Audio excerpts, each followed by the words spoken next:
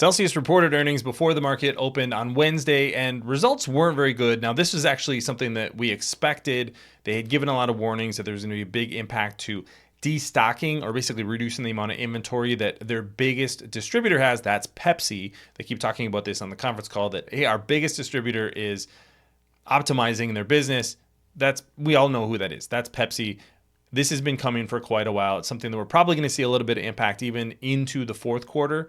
But I want to go through the results and put some context to exactly what's going on, because when you pull back, Celsius's business continues to grow. They continue to gain market share long term, but there's going to be volatility in this business. It is a very competitive market, but Celsius is also still a profitable company. As bad as the results were, it was still a profitable quarter. So I'm not buying shares yet, but I think it's starting to look like the point where we're going to find value in Celsius shares eventually. So I'm going to dig into these numbers. My name is Travis Hoyam. Thanks for watching Asymmetric Investing. Please subscribe here on YouTube for all my content. And thanks to this video sponsor, The Motley Fool. If you go to fool.com/ASYM, they'll give you their top 10 stocks to buy right now. All right, let's get to the results. This is the quarterly report. This is the number that I think is surprising a lot of people. Sales were down 31%. North America sales were down 33%. International still growing 37%. So that was really good to see.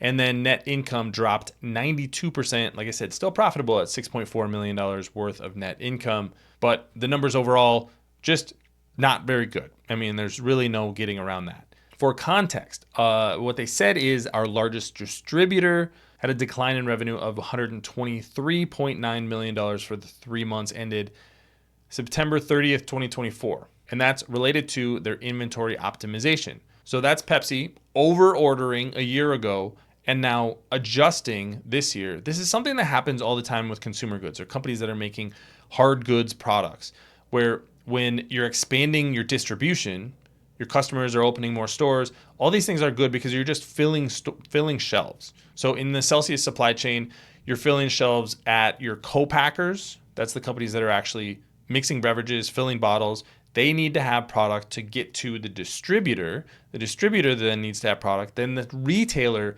also needs to have product. So there's points of inventory in all three of those locations.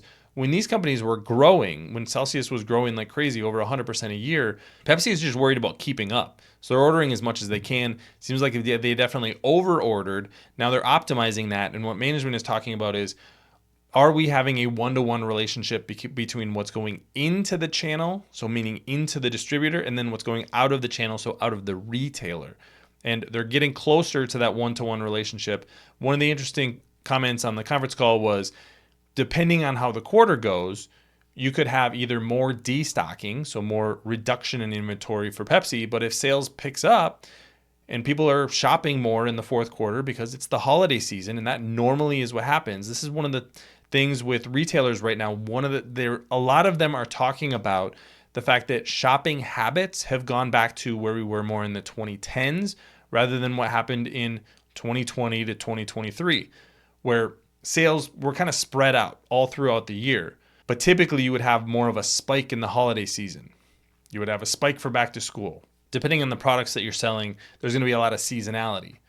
So store visits are down in the third quarter, but are they going to be up in the fourth quarter as people spend the money for the holidays that they would normally spend and just haven't been spending the last couple of quarters? We'll see how this dynamic plays out, but it's something to keep in mind when you're looking at the context around the industry overall, is that some of these things are things that Celsius is just downstream of what's going on in the macro environment. So they are seeing that retail sales of Celsius grew 7% year over year. So overall end market demand is up, even though the orders from their distributors are down. They're also continuing to gain share. This is a bit of a long-term picture. If you look at a little bit shorter term numbers, it looks like shares kind of going down a little bit. Things are getting a little bit more competitive in the energy drink space.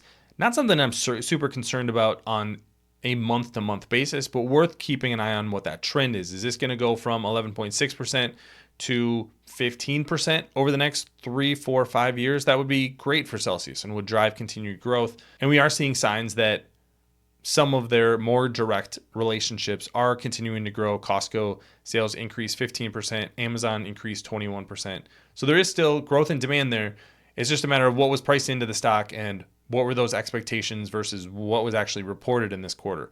So not a great quarter, but let's put this into a little bit of context and pull back, look at Celsius's revenue trends overall, and hopefully this will make a little bit more sense with what's going on. Thanks to our friends at The Motley Fool for sponsoring this video. Visit fool.com/ASYM for the top 10 stocks to buy right now. This is a chart that shows Celsius's North American sales on a quarterly basis. So you can see the big outlier here is just this last quarter. And what I think we need to do is keep in mind that the trend line continues to move higher. That growth rate is definitely slowing. That's without a question. But it's going to likely be the case that sales in the fourth quarter of 2024, early 2025 is going to be higher than what we saw in the third quarter of 2024. So what is the normalized number there is kind of what the point that I'm trying to get to. I think between second quarter 2023 and the second quarter of 2024, we're over ordering by Pepsi in particular. So assume that the normalized demand is going to be a little bit lower for those. Going to be a little bit higher than what we saw in this third quarter. That should give you a little bit better idea of what the long-term trend line looks like for Celsius. So it's not going to be surprising if this ends up looking like a blip long-term. Now, the other thing is the gross margin actually held up pretty well given the drop in sales. 50.4% gross margin. A year ago, that was down to 46%. But one of the things that investors were really concerned about was they changed their relationship with Pepsi to basically give the distributor a little bit more incentive to sell Celsius product. That should potentially help sales long term, but it's going to impact their margins.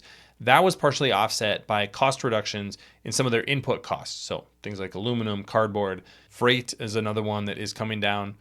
So that's going to help their gross margin. So 46% gross margin, pretty solid in such a down quarter. We'll see if that recovers a little bit. Maybe is in more like the 48-49% range long term. But remember those fixed costs that are related to SG&A, sales, general, and administrative, those costs were still incurred in the third quarter, even though it was a down quarter. So the fact that Celsius was still profitable shows you that you still have a lot of operating leverage in this business. Now the question is, what in the world do you pay for a company that's going through this sort of transition? I'm just going to give some stats here. I want to start with the balance sheet. $900 million worth of cash on the balance sheet. So that's more than 10% of the market cap of $7.4 billion as I'm recording. So that's a really, really good balance sheet. There's no real debt or liabilities that are concerning on the balance sheet. So solid balance sheet, that should be part of your valuation metrics. Even without that, you have an enterprise value to sales multiple that's hovering right around 5. Price to earnings multiple on a trailing basis is about 30, and on a forward basis is about 42. I think Celsius long-term could potentially still grow in the double digits. Remember, we're just getting off the ground in a lot of international markets, and there's still growth. They're still taking market share in the US. So I would love to get more shares at something like a 20 times normalized earnings level. We're maybe not quite there yet, but we're definitely closer than we were just a few months ago. There's a lot less bubble territory for Celsius. So I think when you actually pull back and look at the numbers, this isn't such a dire situation as a lot of people are making this out to be. If you're a long-term investor and you think that this is a drink product that's going to be a bigger piece of the beverage future than it is today, we're starting to see good value territory. The other thing that's worth pointing out is Pepsi is the big distributor for Celsius, is a big investor in Celsius. I think the downside is going to be limited for Celsius because at worst, Pepsi just buys the company. At what point do they do that? Is it a $5 billion valuation? Is it a $6 billion valuation? I don't know exactly what the number is, but at a certain point, it just makes all the sense in the world for Pepsi to acquire Celsius and bring these brands in-house. So I think that's the worst case scenario for Celsius and sort of limits that downside from here. That's why I think it's still an intriguing investment opportunity. Your downside is pretty limited and your upside is much better if they do turn around their growth. So let me know what you think about the quarter from Celsius. Not a lot of great news in these numbers, but keep in context that 2025 should be a little bit better as we normalize how much sales is going into the system and how much is going into actual customers' hands. Let me know what you think in those comment sections below. Don't forget to subscribe to Asymmetric Investing. Thanks for watching, everybody. See you here next time.